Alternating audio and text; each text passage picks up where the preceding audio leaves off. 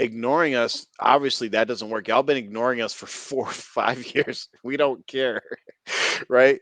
That's not going to do it. So she has no control over us. She has no influence over us. She has nothing, right? The only way that she would able to be put an end to us is with the Quran and the Sunnah. That's the only thing that's going to be able to put an end to us. Because even if R2F didn't exist, the same thing would be happening because people would be going online and seeing real Muslims talk about real stuff, real Islam, using the Quran and Sunnah. It would happen slower or happen at, Hmm.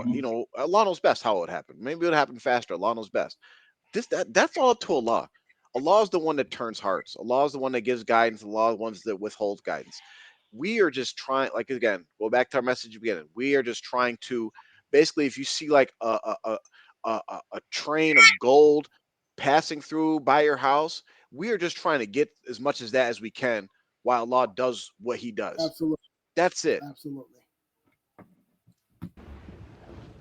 The next thing I want to say, and I'll end with this, for me, is something that was said to me, um, that Mordecai said.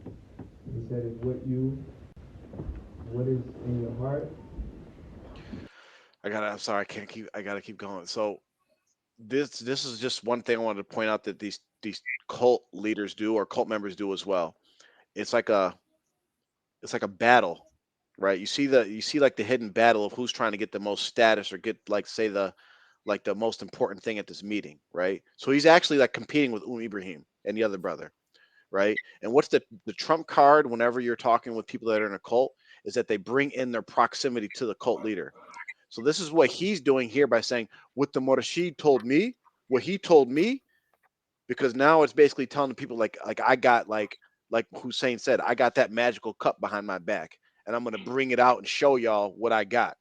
And Hmm. now it's annoying to me. That's why I had to point it out because it's like a clear manipulative tactic. It's kind of like when you're debating with somebody and like say me and Amr are arguing about like who the best point guard in the NBA is, right? Or who the best quarterback in the NFL is, right? And we're Hmm. arguing stats and all that, and I don't really have nothing else to argue with him with.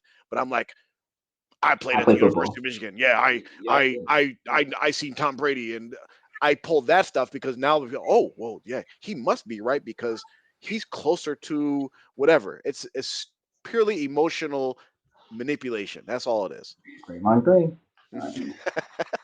Let's not get into that.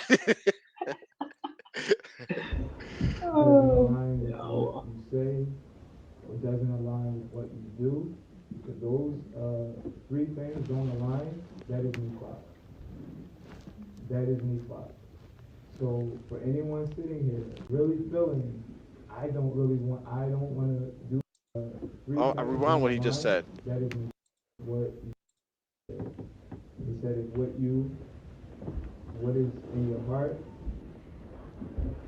doesn't align with what you say, or doesn't align with what you do, if those three things don't align, that is nifaq.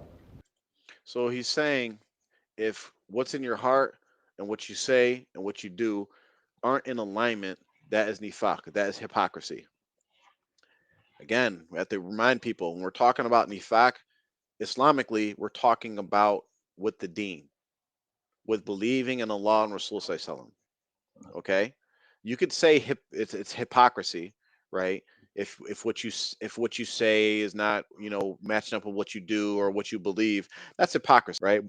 But they're not talking. They're trying to make you believe that the belief in TMOA or Mubarak Jalani may, if you have any doubts about that, then you're going down the route of being a hypocrite, which is not true.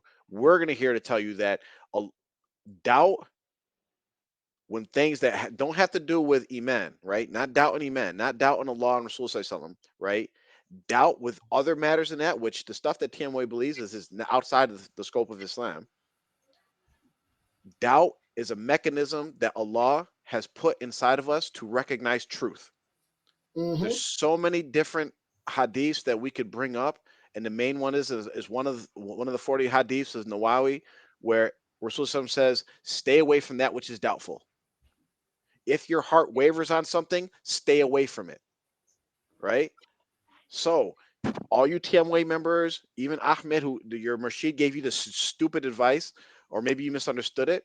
If you started having doubts about TMOA, their beliefs, and all that, guess what? You should have stayed away from it. You should have left it alone. You should have moved away from it. That's what you should be doing in accordance to the advice given to us by Rasul Sallallahu Alaihi Wasallam, So right? That which is doubtful, the seven soul. I mean, it's not doubtful; it's beyond doubt. We know it's false, yeah, right? that's that Yeah. We false. know it's false. But if you are having doubts about these things that are not in the Quran and in the Hadith, then stay away from it. Leave it alone. Move away from it. Okay? That is what you should do when those three things are when you're having doubts about things. But when they're talking about nifaq, it has nothing. Nifaq, when we're talking about munafiqs and nifaq, it's talking about the deen. Do not let them think that TMOA represents the deen. It does not. Well said and a good catch because that's exactly what people will do. You Mhm. know, they'll shrink it down and condense it to this little group and then start feeling a certain way in their heart, like, oh, am I a munafiq?